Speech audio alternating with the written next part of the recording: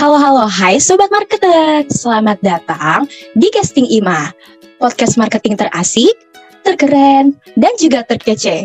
Bareng aku, MC tercantik, yakni Nadia Anida, yang akan menemani kalian semua hingga beberapa menit ke depan dengan topik yang pastinya fun untuk dibahas. Eits, tapi kali ini aku nggak jomblo alias nggak sendiri nih. Di podcast perdana ini, aku akan ditemenin sama kakak cantik dan kakak ganteng nih. Wah, kira-kira siapa ya? Penasaran nggak? Apakah yang bakal nemenin aku itu Taylor Swift dan Harry Styles? Kita nggak ada yang tahu ya. Langsung aja deh nih ya, tanpa basa-basi lagi. Langsung aja kita kenalan sama kakak cantik dan kakak gantengnya. Dipersilahkan. Halo semuanya, halo Nadia, halo Amna, dan halo Sobat Marketers yang ada di rumah.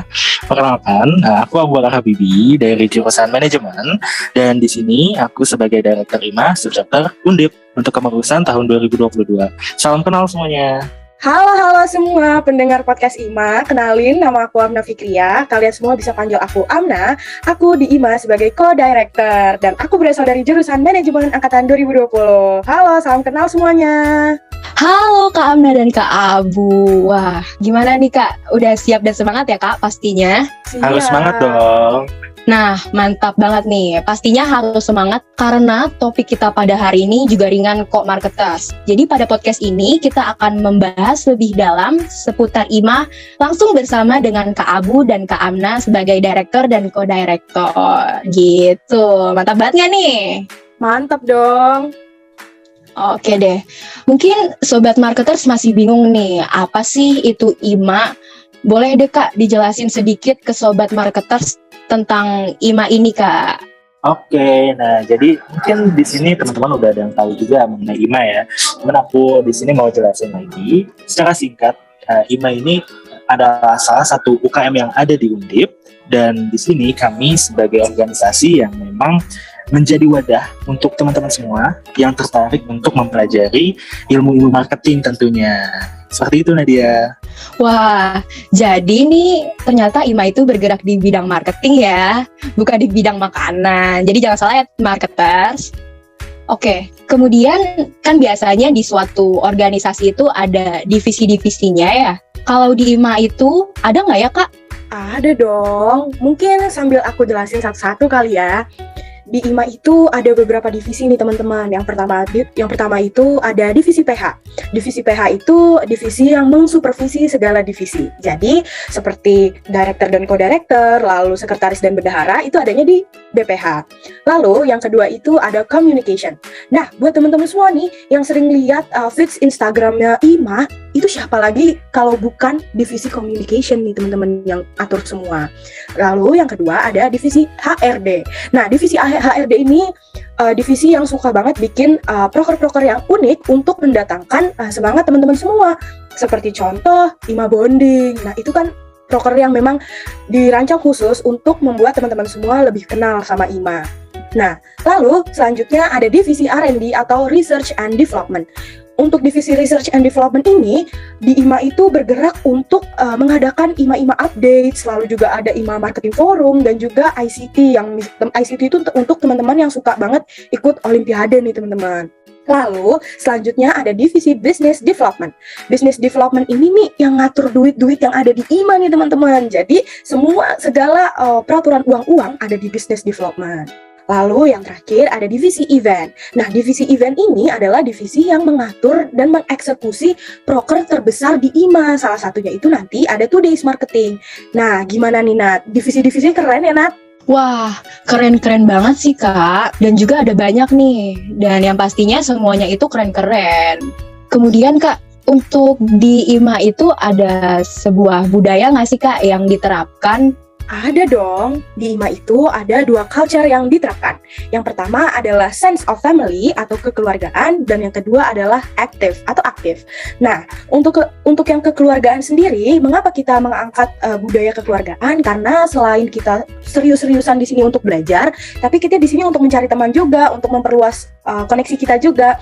Dan kalau misalkan mau nyari teman-teman yang dekat atau gimana, kita tuh harus menemukan rasa kekeluargaan itu dulu. Lalu untuk yang aktif, kita ini sangat berharap nih teman-teman semua yang ada di sini turut andil untuk ikut dengan segala proker yang ada di IMA, dan juga sebagai landasan untuk menambah ilmu yang akan kalian tangkap juga nih teman-teman. Wah, jadi di IMA itu yang paling dikuatkan adalah kekeluargaan dan juga keaktifannya ya Kak ya? Iya, bener banget dong. Aku setuju banget sih sama Kak Amna nih, karena kan kalau dari kekeluargaan itu nantinya akan menimbulkan rasa kedekatan antara yang satu dengan yang lainnya, sehingga nantinya akan lebih mempermudah untuk mengkomunikasikan proker-proker ataupun kegiatan-kegiatan yang akan dijalankan. Begitu ya Kak? Betul banget. Kemudian nih Kak, apa sih Kak yang membedakan IMA dengan organisasi marketing yang lainnya? Oke, jadi gini Nadia dan teman-teman sobat marketer semuanya, IMA ini I think IMA not only learn about marketing at all gitu, tapi di IMA kita juga belajar soft skill lain gitu, seperti kita belajar berorganisasi, kita belajar mengenai how to build a business, kita belajar bagaimana mengelola sumber daya di dalam suatu organisasi, kita belajar bagaimana membuat event yang besar dan membuat suatu konsep acara yang menarik dan mengimplementasikannya gitu. Terus juga kita bagaimana membuat suatu fundraising. So di IMA teman-teman semuanya kita akan mengasah soft skill teman-teman gitu, seperti critical thinking, problem solving, leadership, dan masih banyak yang lainnya yang mungkin teman-teman gak akan dapatkan di perkuliahan atau bahkan di organisasi lain. Jadi gitu Nadia. Wah, ternyata IMA itu nggak cuma ngajarin tentang seputar marketing aja ya Kak ya. Jadi jiwa organisasi kita seperti soft skill dan hard skill kita juga bakal dilatih gitu ya Kak. Betul banget. Oke Kak, kemudian nih apa sih Kak yang membedakan IMA 2022 dengan IMA tahun sebelumnya? Oke, jadi perbedaan IMA dari yang sekarang dengan yang tahun-tahun sebelumnya pasti ada dong. Nah yang pasti untuk tahun ini kita itu benar-benar mengoptimalkan program-program yang memang sudah ada, dan juga kita ada beberapa program kerja baru seperti business learning class, learning and development, sharing session. Jadi intinya hopefully tahun ini banyak kejutan-kejutan dari IMA yang kita lagi persiapkan sebaik mungkin. So, stay tune aja teman-teman, surprise dari kita. Yang pasti insya Allah kita akan usahakan untuk selalu mengoptimalkan value dari organisasi IMA ini teman-teman. Jadi gitu Nadia. Wah, ternyata di IMA itu juga banyak banget proker-proker yang keren ya Kak. Kayak yang tadi bakal dijalankan di tahun ini. Wah, semoga proker-proker itu akan berjalan dengan lancar. Amin. Kemudian nih Kak, kesan apa aja sih Kak yang kakak-kakak rasain saat memulai kepengurusan baru ini di IMA 2022? Oke, mungkin dari aku dulu ya.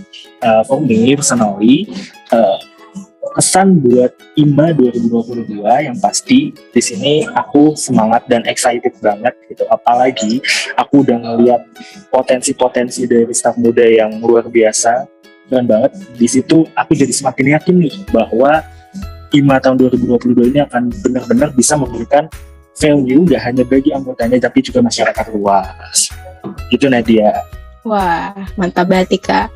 Kalau dari Kak Amna mungkin kesannya untuk menjalani kepengurusan tahun 2022 gimana Kak? Nah, untuk kesan aku sendiri saat aku mulai mengurus IMA tahun ini ya, aku itu seneng tapi juga deg-degan karena sebelumnya aku belum pernah jadi co-director, dan di IMA tahun ini aku mencoba untuk keluar dari zona nyaman dan akhirnya aku bisa jadi co-director di sini. Nah, untuk kesan-kesan yang aku dapetin dari anggota-anggota yang lain itu, mereka semua pastinya super excited juga, pengen kelihatan untuk pengen belajar gitu, pengen tahu banyak tentang marketing dan juga hal-hal lain yang ada di IMA. Dan ya sih, sejauh ini aku melihatnya kesannya sangat baik yang ada di mereka gitu, Nadia. Wah, aku juga gitu sih Kak, sama juga. Ada perasaan excited gitu.